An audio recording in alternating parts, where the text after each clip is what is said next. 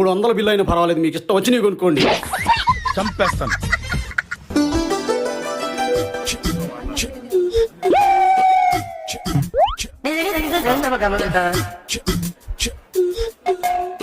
Daddy ఇది తీసుకున్నావా?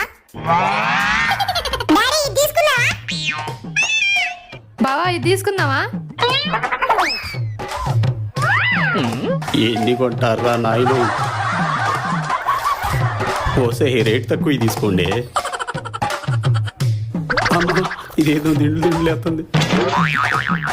నువ్వు మనీ చేద్దేమా? అన్న బిల్లు కొంచెం చూసేయరా?